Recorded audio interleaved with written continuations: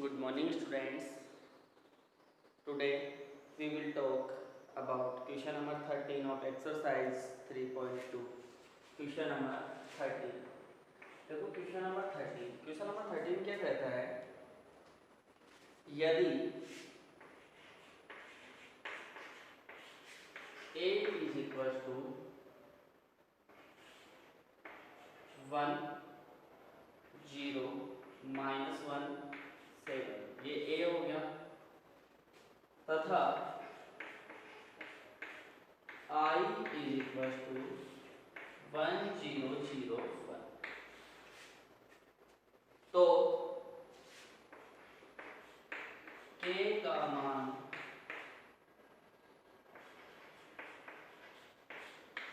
ज्ञात कीजिए जहां a square is equal to 8a plus k। ये दिया हुआ है और आपको क्या फाइंड करने के लिए बोला है, k फाइंड करने के लिए बोला है। अब k कैसे फाइंड करेंगे हम?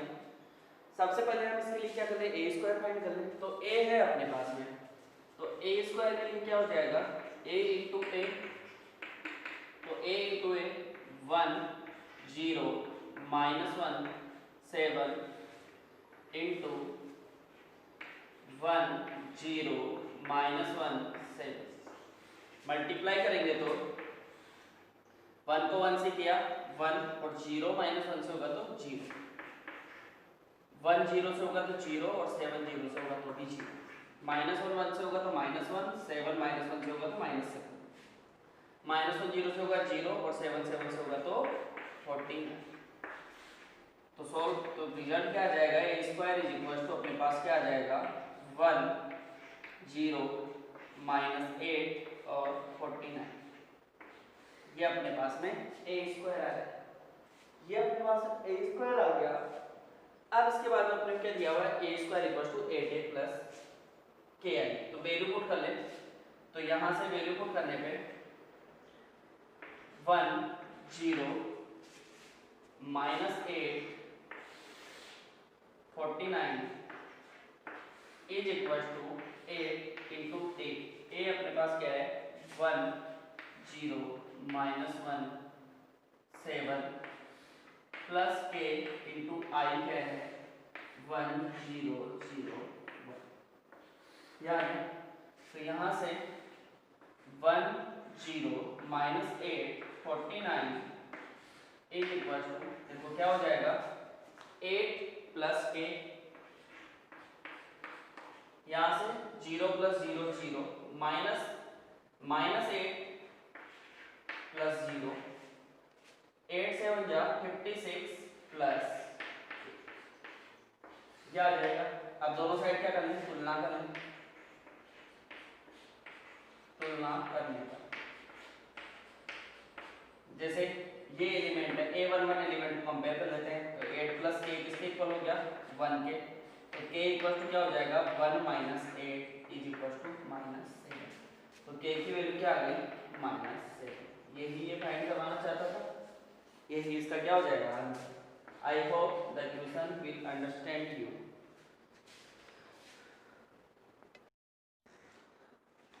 अब हम बात करेंगे क्वेश्चन नंबर 14।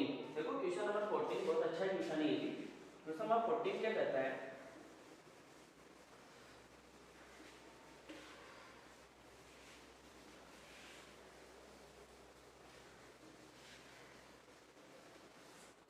देखो क्वेश्चन नंबर 14 है, यदि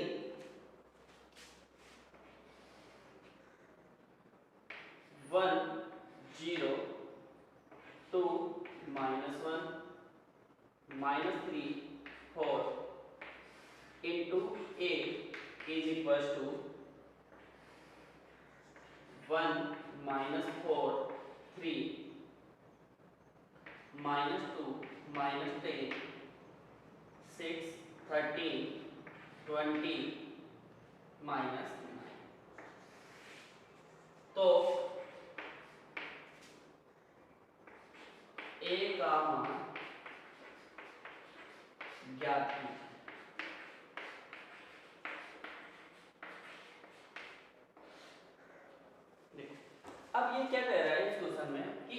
का मान ज्ञात करना है। अब कि ए की कोई सिंगल वैल्यू तो आती नहीं है, क्योंकि मैट्रिक्स के साथ में अगर कोई मल्टीप्लाई हो रहा है तो ए जो है या तो कोई कांस्टेंट मल्टीप्लाई हो सकता है। अब यहाँ पे कांस्टेंट तो है नहीं, क्योंकि मैट्रिक्स के साथ में मल्टीप्लाई हो रहा है, क्योंकि यहाँ से अपने पास ये क्या होगा, एक मैट्रिक्स होगा। अब मैट्रिक्स भी कौन सा होगा ये अपने को पता लगाना है।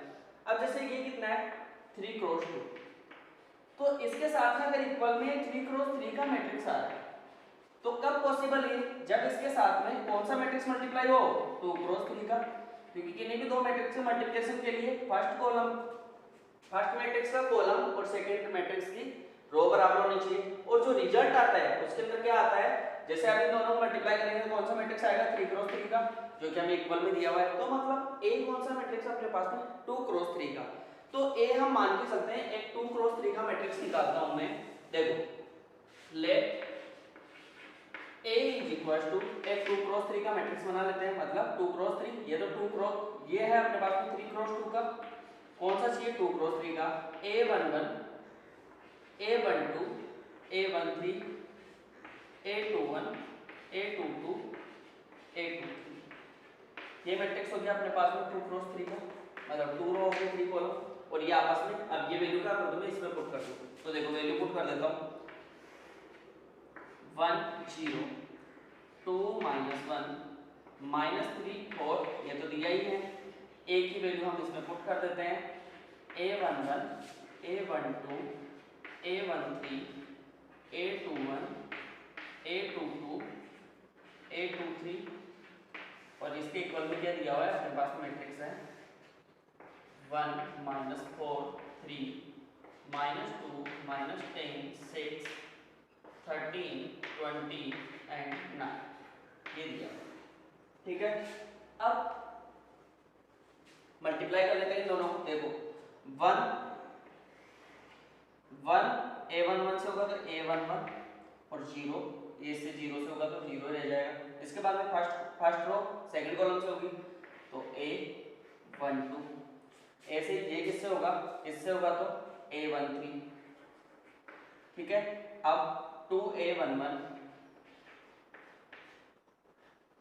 माइनस A21, अब 2A12 minus A22 2A13 minus A23, ये -3A11 plus 4A21 -3A12 plus 4A22, ये -3A13 प्लस 4A23, और ये इक्वल में है अपने पास में इस मैट्रिक्स 1 -4 3 -2 -10 6 13 20 एंड -3। अब दोनों मैट्रिक्स, ये भी 3 क्रॉस 3 का मैट्रिक्स आ गया अपने पास में, ये भी 3 क्रॉस 3 का मैट्रिक्स है। तो दो मैट्रिक्स जब इक्वल होते हैं, जब कॉरस्पॉन्डिंग एलिमेंट इक्वल होते हैं तो कंपेयर कर लेते हैं। तो A11 किसके इक्वल आ गया अपने पास में, फर्स्ट एलिमेंट फर्स्ट के 1 के। A12 किसके इक्वल आ गया -4 के। A13 किसके इक्वल आ गया 3 के। उसके बाद में यहां से देखो 2A11 माइनस A21, ये किसके इक्वल हो जाएगा -2 के। और यहाँ से A11 की वैल्यू अपने पास में तो 2 × 1 minus A21 is equal to -2, तो -A21 इज इक्वल टू -2, और ये प्लस का 2 आएगा तो इधर जाके माइनस का 2, तो -A21 is equal to -4 minus minus plus, तो A21 किसके इक्वल हो जाएगा 4 के। ठीक है, एक ही आ गई, ये 4 वैल्यू आ गई।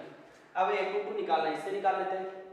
देखो 2A12 माइनस A22 इसके इक्वल हो जाएगा सेकेंड एलिमेंट के -10 के -10 A12 नॉट 13 12, इसकी वैल्यू कितनी है -2, तो 2 × -4 minus A22 is equal to -10, तो -8 A22 इज इक्वल टू -10, तो A22 -10, ये 8 उधर जाके प्लस का 8, तो तो माइनस ए टू टू किसके इक्वल हो जाएगा, माइनस टू के।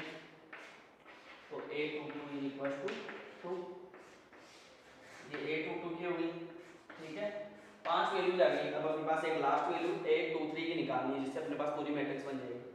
तो एक और कंपेयर कर लेते हैं, 2a13 माइनस a23 किसके इक्वल हो जाएगा, 6। मतलब ये जो सेकंड रो का लास्ट एलिमेंट, सेकंड रो के लास्ट एलिमेंट के a13 की वैल्यू क्या है, 2 × 3 minus a23 is equal to 6। तो ये 6 minus a23 is equal to 6। तो सॉल्व करूंगा तो माइनस a23 6 माइनस 6 तो क्या आ जाएगा, 0। तो a23 किसके इक्वल आएगा, 0 के। तो मैट्रिक्स क्या बन जाएगा मेरे पास, ए मैट्रिक्स, a11 है 1, a12 है -4, a13 है 3, फिर a21 है मेरे पास में 4, a22 है 2 और a23 है मेरे पास में a23 0। यही ए मैट्रिक्स हो जाएगा, यही आपका सॉल्यूशन है। ए फाइंड करवाया था इसने, ठीक है। अब हम बात करेंगे इस एक्सरसाइज, ये कौन सा क्वेश्चन था, क्वेश्चन नंबर 14। अब हम इस एक्सरसाइज के लास्ट क्वेश्चन के बारे में बात करेंगे, क्वेश्चन नंबर 15। ये तुम्हारे क्वेश्चन नंबर 15 जो है लास्ट ईयर 11th क्लास में आप लोगों ने गणितीय आगमन सिद्धांत पढ़ा। गणितीय आगमन सिद्धांत का एक चैप्टर था जिसे हम प्रूव करते थे, जिसके अंदर हम p x 1 के लिए प्रूव करते थे, फिर k के लिए मानते थे, फिर हम उसके लिए k+1 के लिए प्रूव करते थे, तो कह देते थे कि सभी n के लिए सत्य है, ऐसा कुछ था। देखो क्या है, मैं समझाता हूँ वापस।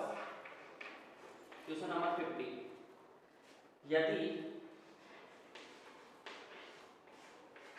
a is equal to cos alpha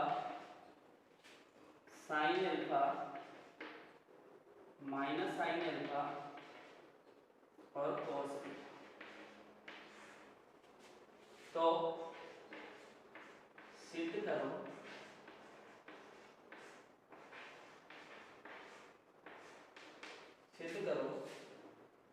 कि a इज इक्वल टू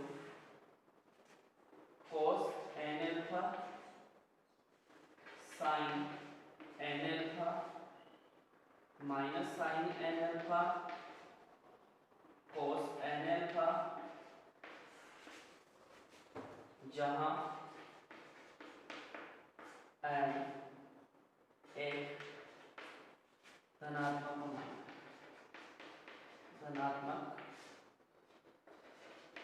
पूर्णांक। देख, इसके लिए अपने को बात करना है a raise to power n की बात करना है, a raise to power n equals to ये प्रूव करना है। तो ऐसे क्वेश्चंस थे, हम a raise to power n equals to n alpha और a दिया होता तो हम किससे प्रूव करते थे, गणितीय आगमन सिद्धांत। तो देखो करते हैं इसको प्रूव, समझना।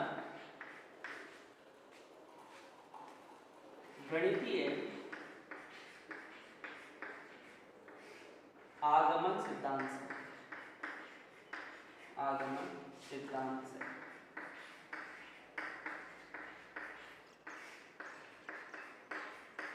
क्या करेंगे, सबसे पहले क्या करेंगे, माना n इज इक्वल टू 1, तो इसके अंदर n इज इक्वल टू 1 रखेंगे। तो 1 रखने के बाद में a n की जगह 1 आ गया, 1 रखेंगे n की जगह, तो क्या हो जाएगा, cos alpha sin alpha minus sin alpha और cos अल्फा। तो n इक्वल टू 1 के लिए क्या मिल रहा है अपने को, a मिल रहा है, तो इसके लिए क्या लिख देते हैं हम, तो यह है n इक्वल टू a 1 के लिए सत्य है, ऐसा लिखते थे, ठीक है। फिर हम क्या करते थे, माना फिर करते थे for n equal to k के लिए, n इक्वल टू k के लिए करते थे, क्या लिखते थे, एक a raise to power k is equal to cos k alpha, n की जगह क्या रख लेते हैं, sin k alpha minus sin k alpha cos k, और इसके लिए क्या लिखते थे, माना n इक्वल टू k के लिए सत्य, ये हम मान लेते थे। फिर उसके बाद क्या करते थे, n equal to k plus 1 के लिए करते थे। अब n is equal to k plus 1 के लिए, तो k प्लस 1 के लिए करते थे, तो k प्लस 1 रख लो, a k plus 1 is equal to cos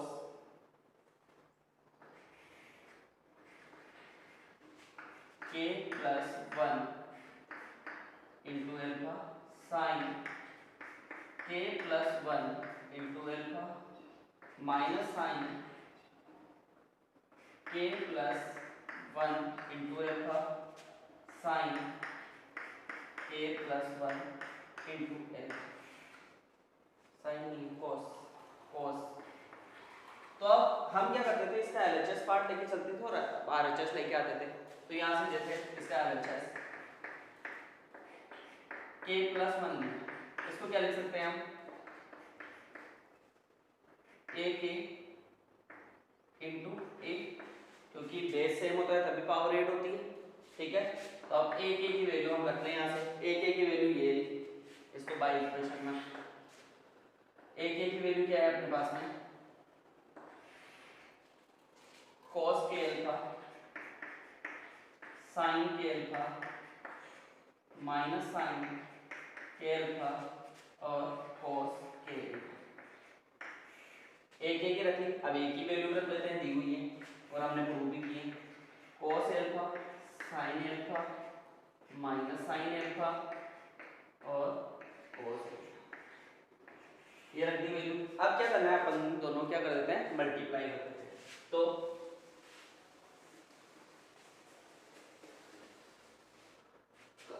multiply करो, तो हम क्या लेके चलते थे, a k प्लस 1 मल्टीप्लाई करेंगे तो वो first row first column cos k alpha into cos alpha, cos k alpha into cos alpha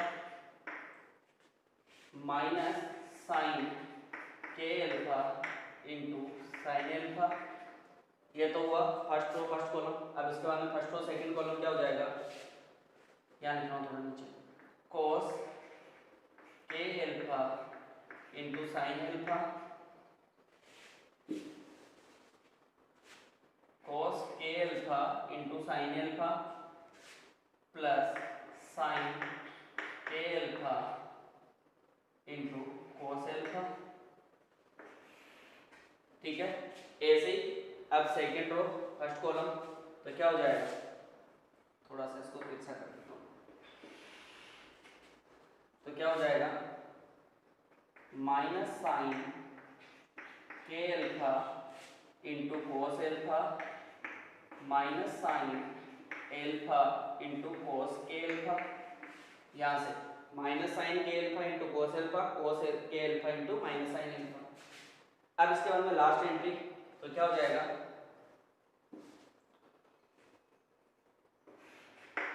क्या हो जाएगा, minus sine k alpha into sine alpha cos plus cos k alpha into cos alpha, ये हो जाएगा। अब देखो ये किसका फॉर्मूला बन रहा है, cos k alpha minus sin k alpha sin alpha, किसका हो जाएगा, देखो cos a cos b minus sin a sin b, किसका होता है ये, cos a प्लस b का, तो ऐसे ही किसका हो जाएगा, cos k alpha plus alpha, क्योंकि इसके अंदर a की जगह cos अल्फा b की जगह अल्फा है। अब इसके अंदर ये किसका हो जाएगा, किसका होता है ये, sin a cos b a plus cos a sin b, ये किसका होता है, sin a प्लस b का, तो ये किसका हो जाएगा, cos a किसका हो जाएगा, sin k alpha plus alpha, ठीक है। और ऐसे ही ये इसमें से माइनस कॉमन आ जाएगा तो सेम यही फॉर्मूला बन रहा है, देखो साइन के, यहाँ क्या हो जाएगा प्लस, तो ये क्या बन जाएगा साइन के अल्फा प्लस अल्फा, और ये वाला फर्स्ट वाला भी जैसा ही बन रहा है, तो cos के अल्फा प्लस अल्फा।